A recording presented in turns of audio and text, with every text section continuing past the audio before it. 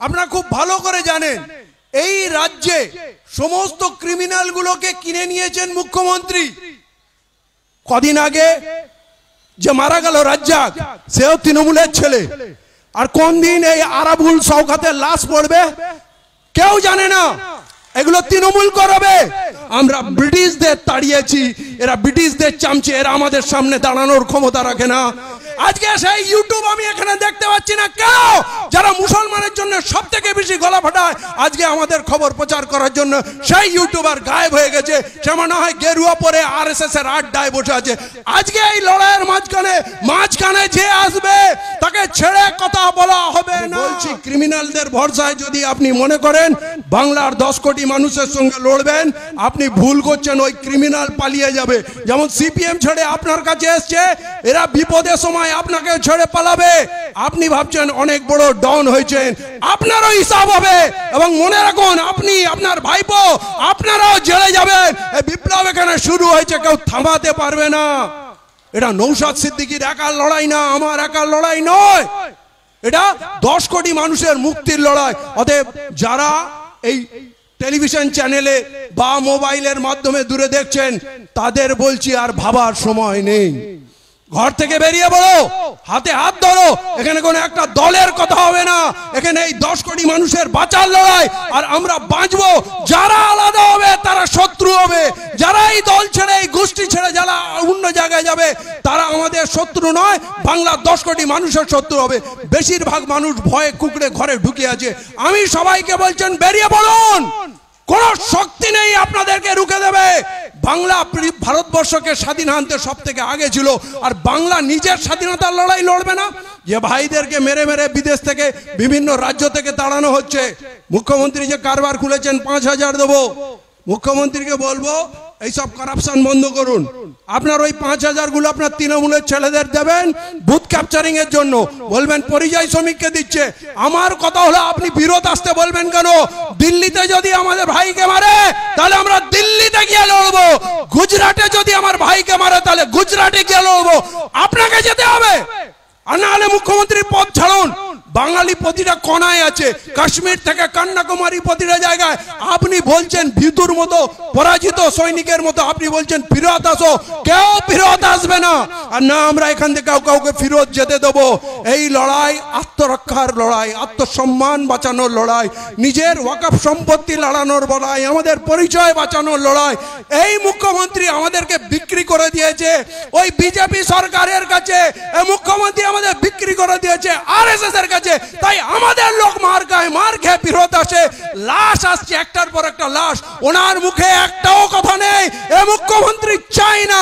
এ মুখ্যমন্ত্রী আরএসএস এর দরবারে বিক্রি হয়ে গেছে। তাই বলেন আরএসএস হচ্ছে দেশপ্রেমিক সংগঠন। ওনার আডবাণী গুরু, ওনার মোদি গুরু, ওনার মোহন ভাগবত গুরু, সবাই ওনার জন্য শ্রদ্ধেয়। আর আমরা হচ্ছে ওনার শত্রু। উনি নিজে বলেছেন যে কেউ যদি গুলোগুলি করে ওয়াকফ নিয়ে, আমার থেকে বড় শত্রু হবে না। শত্রু নিজে বলেছে আমি তোমার সব থেকে বড় শত্রু। এরপরেও কি শত্রুকে চিনতে কোনো অসুবিধা হচ্ছে? এই শত্রুকে চিনুন আর খান খান করে ফেলে দিন। বাংলার 10 কোটি মানুষ একসঙ্গে চলবে। এখানে কোনো হিন্দু মুসলমান হবে না, কোনো ধর্মের খানা হবে না। মানুষ ক্ষুধার্ত, তার রোজগার নেই, জিনিসের দাম বাড়ছে, জিএসটির নামে তার রক্ত চোষা হচ্ছে বড় কোম্পানিগুলো দিয়ে। আর কাজের জায়গায় তাকে 8 ঘন্টার জায়গায় 12 ঘন্টা 14 ঘন্টা কাজ করছে। 300 টাকায় লোকের রোজগারে ঘর চলে না। মুখ্যমন্ত্রী বলুন, এই 10 কোটি মানুষের জন্য আপনার কি আছে? চতুর্দিকে শুধু পুলিশের অত্যাচার আপনারা দেখছেন। কদিন আগে মালদায় টোটোওয়ালাকে পিটিয়ে মেরে দিল। উড়িষ্যায় পরশুদিন একজনকে পিটিয়ে আত্মহত্যা করে ফেলে দিল। মুখ্যমন্ত্রীর মুখে একটাও কথা নেই। এই মুখ্যমন্ত্রী আমার কোন কাজে লাগবে? অতএব কেউ যদি বলে বিজেপি চলে আসবে, চিনে নেবেন সে বিজেপির দালাল। সব সময় স্বপ্ন দেখছে বিজেপি আসবে, বিজেপি আসবে। সে বিজেপির দালাল। স্বাধীনতার পর আজ পর্যন্ত বিজেপি এখানে আসলো না। আমাদের ভয় দেখানোর জন্য বিজেপি ইউজ করছে। আজকে দিনে বলছি আমাদের এই আন্দোলনের ঝড় উঠবে। এবং এই বিজেপি যেই জায়গায় ছিল 2 থেকে 3টে সিট ওদের দিয়ে শুরু হয়েছিল, সেই জায়গায় ওরা ফিরে যাবে। মানুষকে এক করতে হবে। আর আমি প্রশাসনের ভাইদের বলবো, তোমাদেরও বাড়িতে বউ আছে, মা আছে, কচি কচি বাচ্চা আছে, তোমরা সরকারি পোশাক পরেছো মানুষকে সুরক্ষা দিতে। কতদিন এই মুখ্যমন্ত্রীর গোলামি করবে, কতদিন অন্যায় করবে, কতদিন মানুষের প্রতি এই বর্বর আচরণ করবে? তোমাদেরকে ভাবতে হবে। এই সরকার যাবে আর কোন বিজেপি আসবে না। যে বিজেপির কথা বলবে সে হবে বিজেপির দালাল। আর দুই একজন ফকির লেখালেখি করছে, এই ফকিরদের ভিক্ষা চাওয়ার ব্যবস্থা করে দিন।